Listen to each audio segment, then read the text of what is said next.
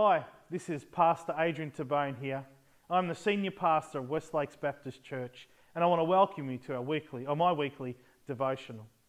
This week I want to be talking about making big decisions and God's part in them. But first, let me start with our passage. Joshua chapter 9, verse 14 and 15.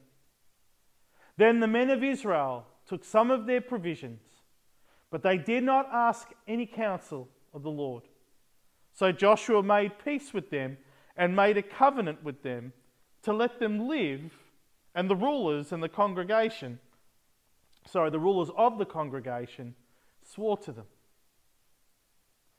Have you ever made decisions that you felt were both wise and beneficial to your life, but they end up turning out to be a complete disaster? Well, throughout my life, I can tell you there have been many decisions that I've made that have ended that way. That's right, many decisions I have made that have not ended really, really well at all. I remember once there was a time where both Marlene and I felt that we needed a second car, but money was an issue for us. And at that time it was very, very tight. But a friend of ours was selling a car and we trusted their judgment and their friendship. So we went off and we bought the car, not really getting it checked out for any issues. The car was both cheap and yet we felt that it was trustworthy because it came from a friend. Little did we realise how many problems the car would end up having. It ended up costing us way more than when we had purchased it to begin with.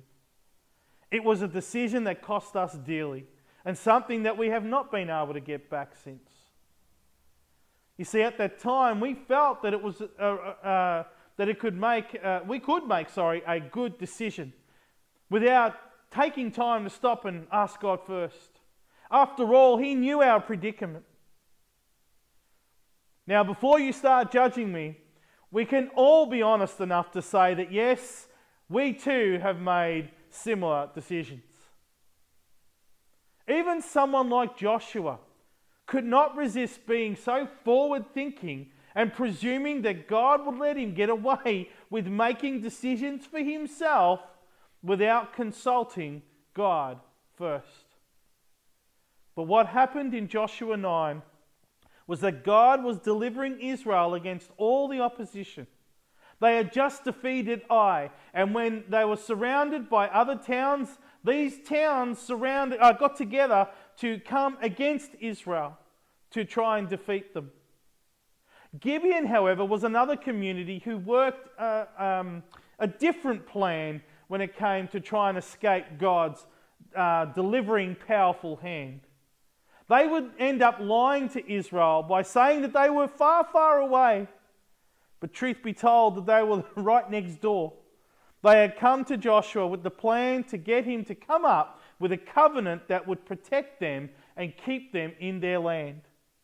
The Gibeons came with gifts to offer up Israel, and Joshua and the leadership, without hesitation, accepted these gifts from the Gibeons and in return gave them safety. They agreed to the covenant. The leaders did not seek God's counsel, but they went and did it anyway. Once the truth was revealed to Joshua, the damage was already done.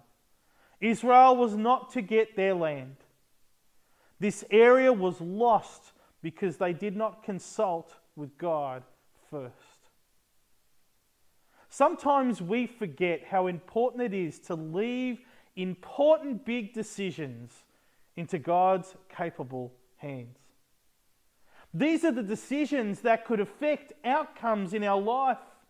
This could include ministry opportunities, employment opportunities, business opportunities, and prospect and current life decisions.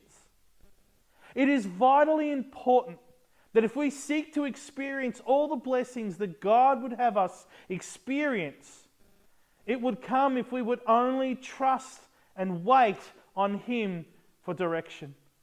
These decisions can include sudden decisions and not so sudden decisions. We must remember to never jump the gun with God. We must wait on him so that he may guide us. We need to make sure that we look at both the positives and the negatives of each decision that we make. It's important to remember that we are also not called to do nothing either. Like we are waiting for some big random light bulb to just come from the sky and give us the answer. It is important to wait. But what we do when we wait is what matters most. For Joshua and he and the leadership, they did not weigh up all the positives and negatives. They just decided that it would be a good idea. They followed their gut instinct, and their gut instinct was wrong. We should not go by our guts either, and I've got big ones. We must seek God as we present to him all possible outcomes and let him guide you to where he needs you to be. This way we will get to experience all that God would want for us moving forward. So let us give all possible outcomes to God and let him lead and as he sees fit. Let him take control of what your future will look like. He has our best interest at heart. Thank you for taking the time to watch, and may you have a blessed rest of your day.